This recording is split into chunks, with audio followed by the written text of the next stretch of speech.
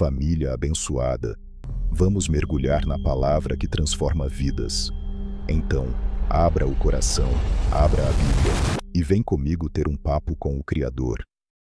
Vamos juntos começar pelo começo, o início de tudo, em Gênesis. Vamos juntos mergulhar em Gênesis capítulo 4 e ouvir o que o Espírito Santo quer falar com a gente, aqui no Papo com o Criador. E conheceu Adão a Eva, sua mulher, e ela concebeu e deu à luz a Caim, e disse: Alcancei do Senhor um homem, e deu à luz mais a seu irmão Abel. E Abel foi pastor de ovelhas, e Caim foi lavrador da terra. Depois da queda, depois da dor, a vida continua. Eva dá à luz ao seu primeiro filho, e o nome dele é Caim, que significa alcançado. Ela declara: Alcancei do Senhor um homem. É como se dissesse: mesmo fora do jardim, Deus ainda me responde. Logo depois vem Abel, seu irmão. 2 filhos, 2 vocações. Um cuida do campo, o outro cuida de ovelhas. Ambos aprendem desde cedo o valor do trabalho. Mas essa história vai nos mostrar que a maior luta da humanidade não é com a terra, é com o coração. Porque o problema de Caim não começou no campo, começou no altar. E aconteceu, ao cabo de dias, que Caim trouxe do fruto da terra uma oferta ao Senhor. E Abel também trouxe dos primogênitos das suas ovelhas e da sua gordura. E atentou o Senhor para Abel e para a sua oferta, mas para Caim e para a sua oferta não atentou. E irou-se Caim fortemente, e descaiu-lhe o semblante. Chegou o dia da adoração. Caim traz a oferta do fruto da terra. Abel traz os primogênitos do seu rebanho e o melhor da gordura. Ambos oferecem, mas Deus não olha apenas o que está nas mãos. Ele olha o que está no coração. O texto diz que o Senhor atentou para Abel e para a sua oferta. Mas para Caim, não. Não foi rejeição do trabalho, foi rejeição da atitude. Irmão, ouve isso. Deus aceita a oferta que vem acompanhada de temor, fé e obediência. Ele não se impressiona com aparência, mas com verdade. E quando Caim percebe que sua adoração não foi aceita, ele não se arrepende, ele se ira e seu semblante cai. O primeiro culto termina em frustração, porque um adorador quis impressionar Deus em vez de se entregar a ele. E o Senhor disse a Caim: Por que te iraste? E por que descaiu o teu semblante? Se bem fizeres, não é certo que serás aceito? E se não fizeres bem, o pecado jaz à porta, e sobre ti será o seu desejo, mas sobre ele deves dominar. Deus não rejeitou Caim e ficou em silêncio. Não. Deus se aproximou e falou com ele. Chamou Caim ao arrependimento. Por que você está assim? Se você fizer o que é certo, será aceito também. Olha o amor de Deus aqui, meu irmão. Ele não fecha a porta. Ele mostra o caminho. E então vem um dos versículos mais profundos da Bíblia. O pecado jaz à porta, e o seu desejo será sobre ti, mas sobre ele deves dominar. Caim estava no limiar de uma decisão.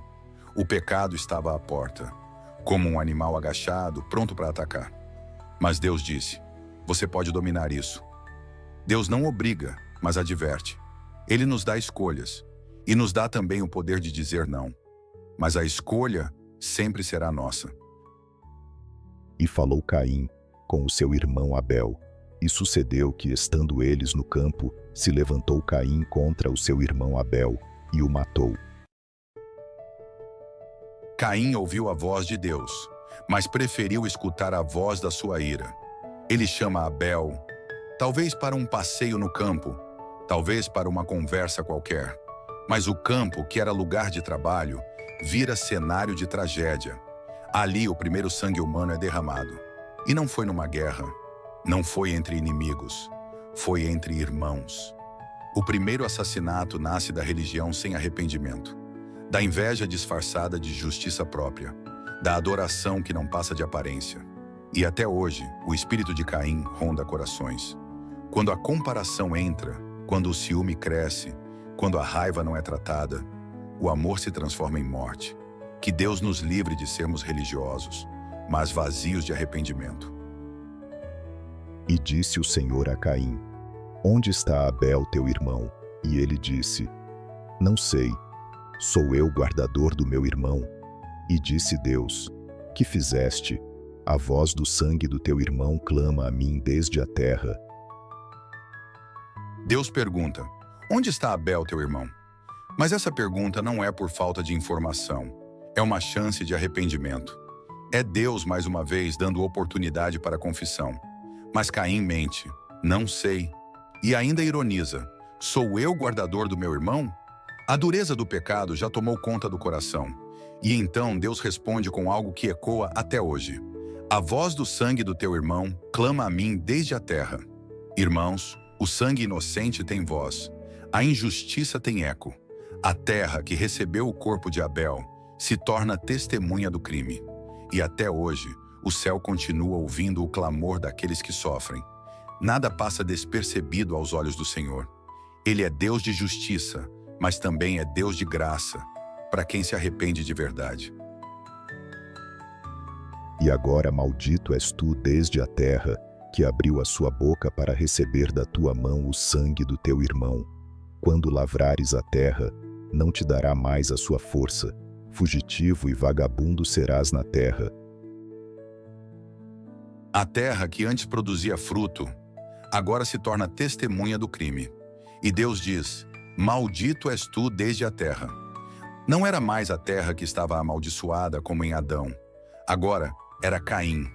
A consequência do pecado não tratado não é apenas exterior, é pessoal. Deus declara: Você trabalhará a terra, mas ela não te responderá. Você vagará, sem destino, sem raiz, sem paz. Esse é o retrato de quem vive longe de Deus. Trabalha muito, colhe pouco, anda muito, nunca se encontra, vive, mas sem propósito. A rebelião de Caim não foi só um ato de violência. Foi um coração que resistiu à correção, rejeitou a graça e escolheu andar sozinho. Mas mesmo assim, Deus ainda não o destruiu, porque a misericórdia de Deus sempre vai além da nossa queda. Então disse Caim ao Senhor: É maior a minha maldade que a que possa ser perdoada. Eis que hoje me lanças da face da terra, e da tua face me esconderei, e serei fugitivo e vagabundo na terra. E será que todo aquele que me achar, me matará? O Senhor, porém, disse-lhe: Portanto, qualquer que matar a Caim, 7 vezes será castigado. E pôs o Senhor um sinal em Caim, para que o não ferisse qualquer que o achasse. Agora o coração de Caim pesa, mas não é arrependimento, é desespero, é medo da consequência. É grande demais o meu castigo. Vou viver escondido da tua face, e quem me encontrar, me matará. Mas Deus, mesmo depois de tudo, responde com proteção. Coloca um sinal em Caim para que ninguém o mate. Isso é profundo, meu irmão, porque até quando Deus julga, ele põe limites. Mesmo quando disciplina, ele ainda guarda. O sinal em Caim é a prova de que Deus continua sendo Deus, justo e misericordioso. Caim viveria as consequências, mas não seria destruído. Essa é a natureza do nosso Pai. Corrige, mas não abandona. Fere, mas sara. Expulsa, mas ainda marca com misericórdia. E saiu Caim de diante da face do Senhor, e habitou na terra de Nod. E saiu Caim de diante da face do Senhor. Esse é, talvez, o versículo mais triste deste capítulo, porque o pior não foi matar Abel. O pior foi escolher viver longe da presença de Deus. A terra de Nod, cujo nome significa vagando, representa um lugar sem direção, sem presença, sem altar. É o destino de quem ouve a voz de Deus, mas prefere seguir sozinho. Caim não foi abandonado, ele se afastou.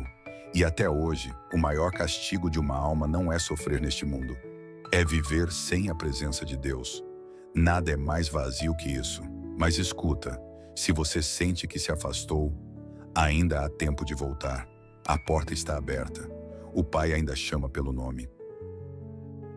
E conheceu Caim a sua mulher, e ela concebeu, e deu à luz a Enoque, e ele edificou uma cidade, e chamou o nome da cidade conforme o nome de seu filho, Enoque. E a Enoque nasceu Irade, até chegar a Lameque, que tomou 2 mulheres.